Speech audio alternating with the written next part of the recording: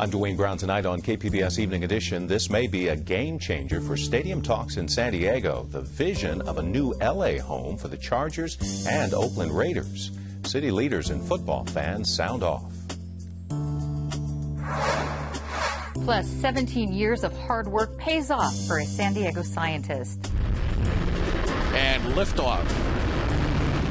When the first of its kind deep space satellite launched nearly 1 million miles into space. I'm Peggy Pico with where it's headed and how the data sent back to Earth could help protect us.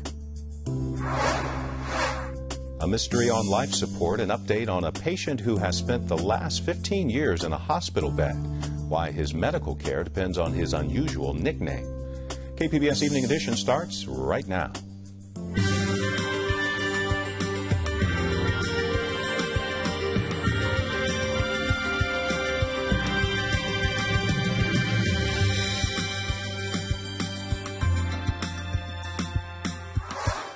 We want the Chargers to know, and we want the Raiders to know. If you can't work it out with your cities, we welcome you with open arms here in Carson.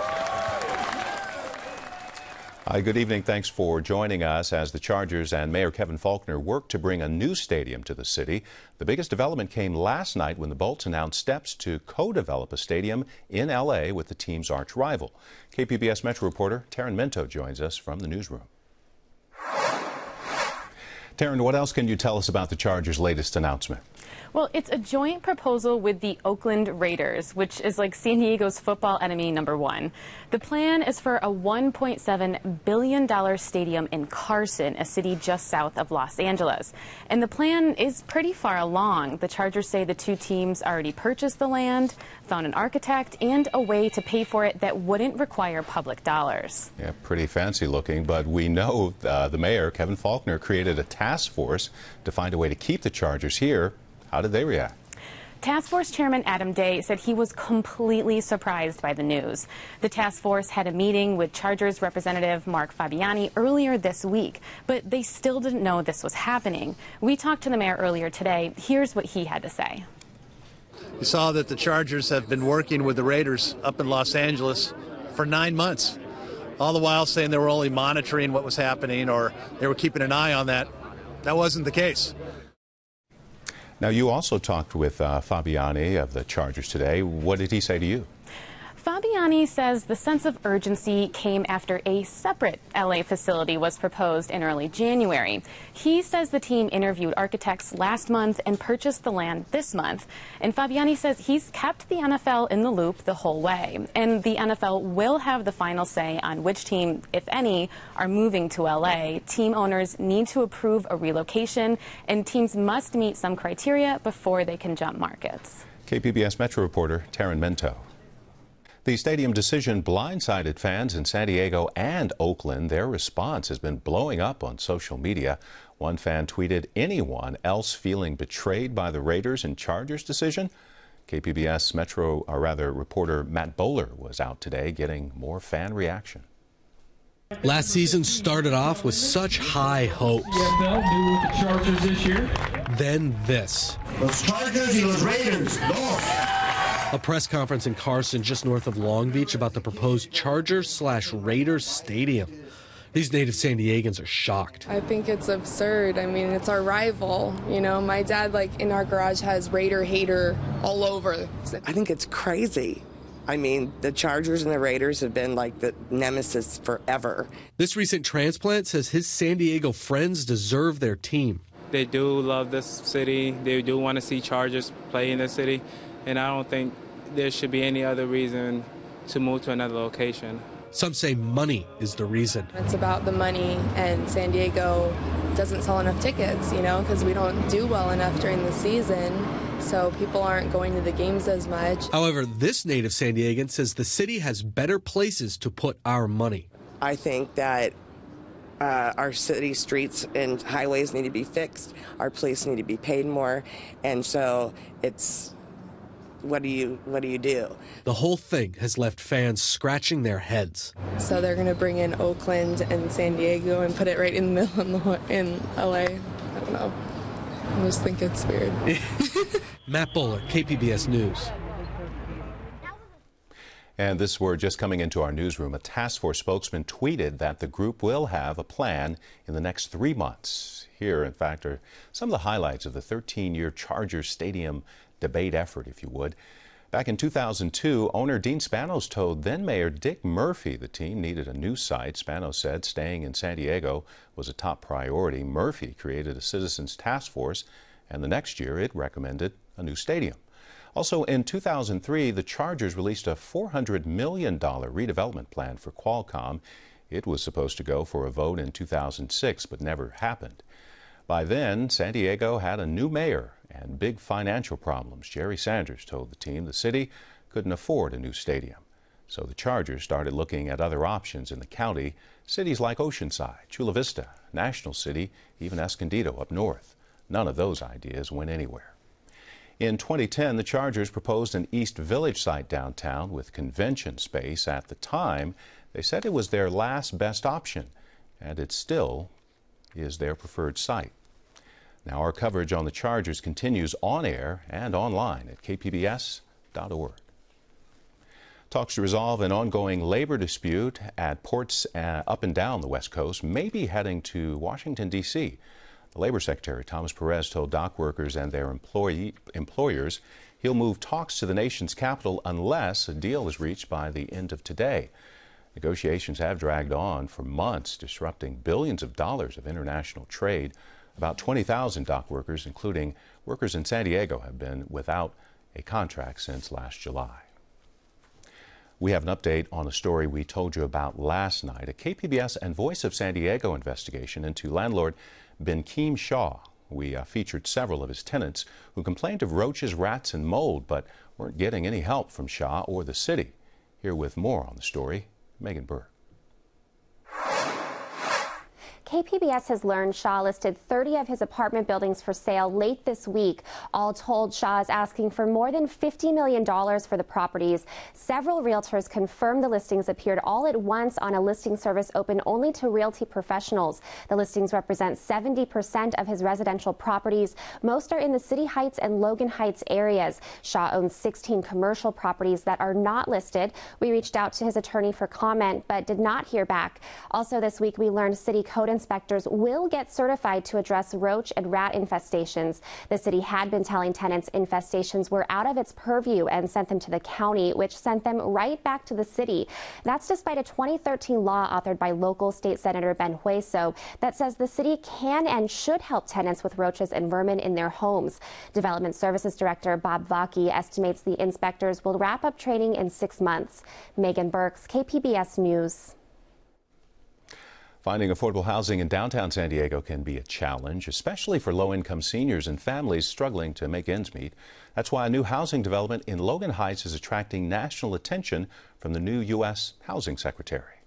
Are these all single-occupant units? HUD Secretary Julian Castro is touring one of 69 new apartments designed for seniors and paid for in part through a federal grant program. So you're looking at your money. Yeah, there you go. HUD invested nearly $9 million in the development and helps provide rental subsidies to make them affordable for very low-income seniors.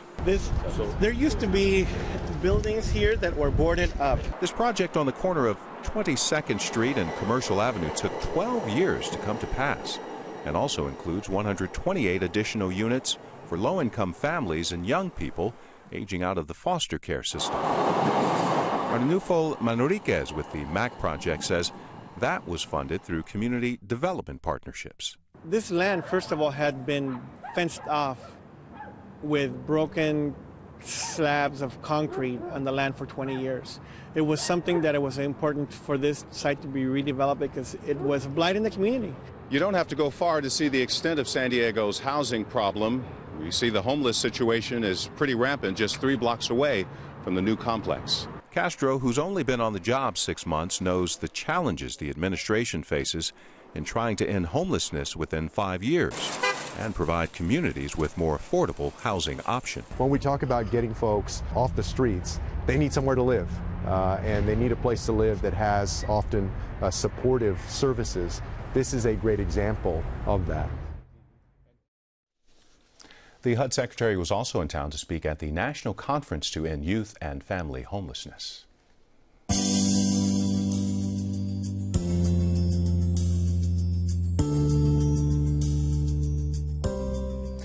You may remember the John Doe we first told you about a few months ago. He's been on life support for more than a decade in a Coronado nursing home. In an effort to help locate his family, the nursing home actually released more information about him to our media partner, iNewsSource, and reporter Joanne Farian. Let's start with his name. Legally, it's 66 Garage. 66 is his first name, Garage his last. The story of how he ended up here, living in this bed for the past 15 years, a breathing tube in his throat, a feeding tube in his stomach, and how he got his name begins about 100 miles east of San Diego. My understanding is that he was living in Mexico, crossed the border illegally with other people from Mexico. According to medical records, 66 Garage was traveling in a van near El Centro when it crashed back in June 1999. He wasn't wearing a seatbelt and he was thrown from the vehicle. Eventually, he was transferred here to the UCSD Trauma Center in San Diego. Garage was severely brain damaged and spent a year in the hospital. This old video was made in the hope of learning his identity and finding his family. UCSD gave him the name 66 Garage. Rumor has it that when the van was in bad disrepair, it was taken to the city impounding where they fix vans that were in accidents, and the name of the garage that it was in was 66 Garage. No one knows for sure whether that story is true, but it's the lore that has become part of Garage's personal history, as staff at the nursing home try to fill in the blanks about a young man with no past.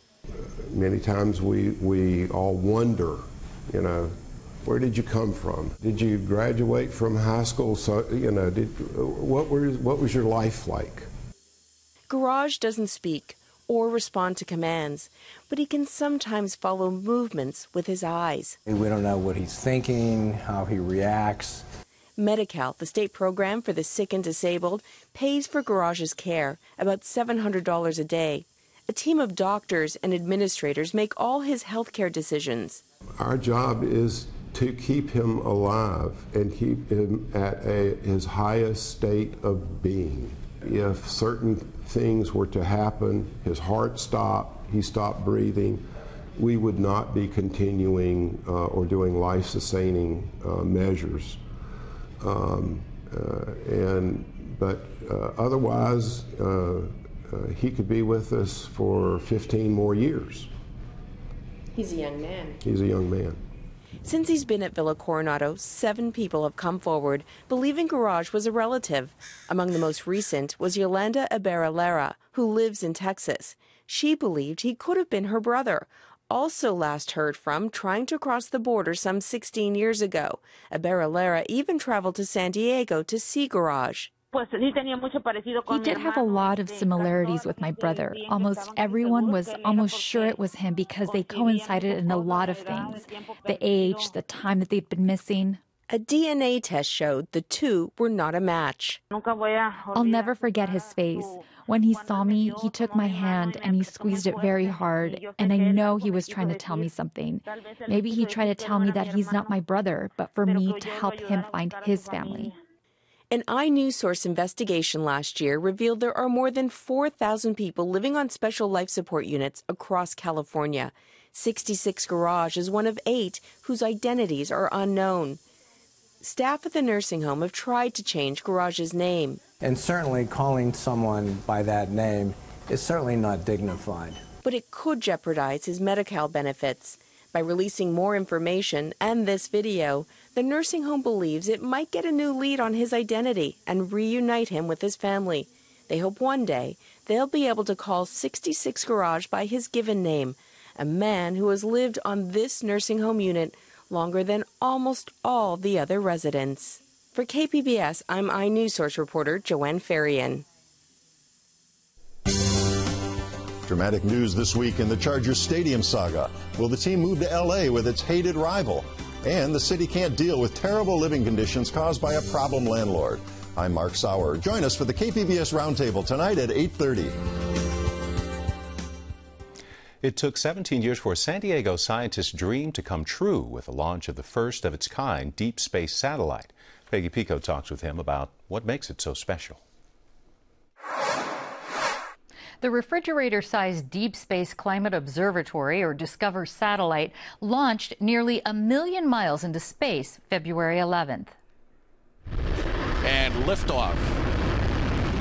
The Falcon takes flight, propelling the Deep Space Climate Observatory on a 1 million-mile journey to protect our planet Earth. DISCOVER will reach its deep space parking spot in another 100 or so days. Joining me with its important mission and how it could impact human adaptation is Scripps Distinguished Research Scientist Emeritus Francisco Valero. And Francisco, you were the physicist that led the development of this mission. What kind of data is this satellite going to collect? Well, the satellite is going to collect data related to the energy that reaches the Earth and is reflected back to space by the Earth. It's called the energy budget, the net energy left on the planet.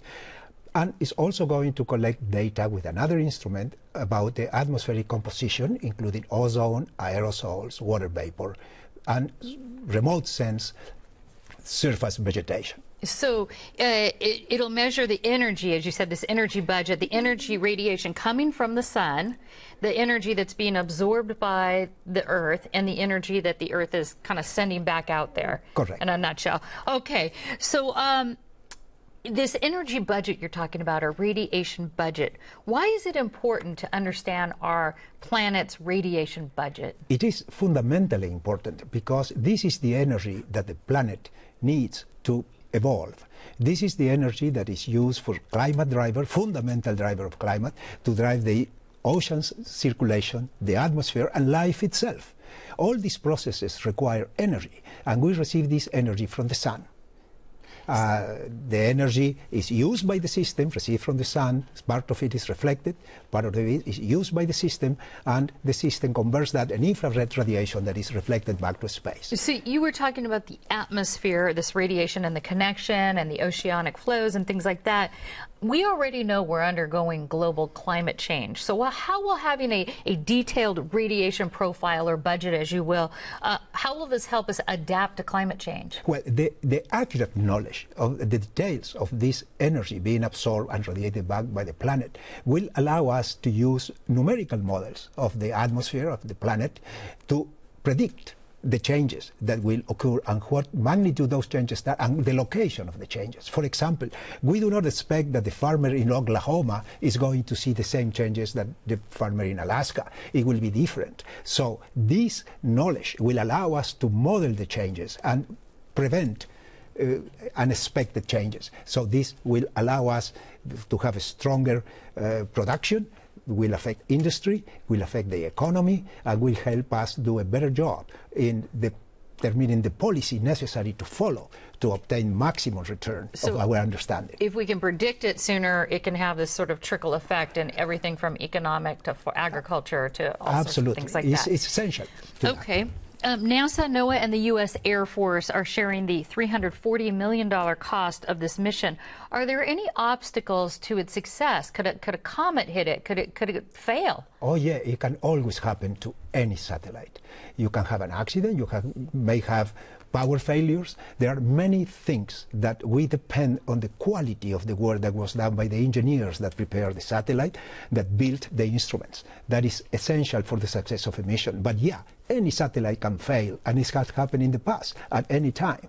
And this is something we are, anxiously waiting not to happen. And I understand it's not really the money lost that's keeping you awake at night. It's the data that would be lost. Correct, because the money is money. It's a lot of money, but the data knowledge and the scientific advances that this will bring is so much more important to humanity. For humanity will benefit from this in a value which far exceeds the $340 million invested in it. How long will it take to get this data back, and when you get it, what's next? Well, we expect to start getting some data back in a few months, Hope that by July we might have some preliminary data already. Then immediately we are ready to jump together with the science team and to jump into the data and start analyzing it to see what is that we get, to see what the budget is, how things are going. Radiation budget. The radiation budget and also the determination of atmospheric composition of some elements. These elements are so important for the radiative balance. Aerosols, for example, they are so important.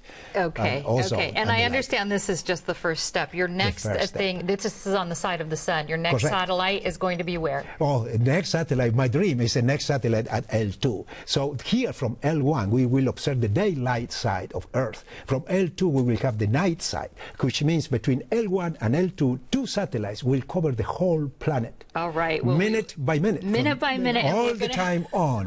Yes. We're going to have to hear about that one when that happens as well. Physicist and Discover leader Francisco Valero, congratulations on this and thank you. Oh, thank you. Thank you very much for this opportunity. Truly appreciate it.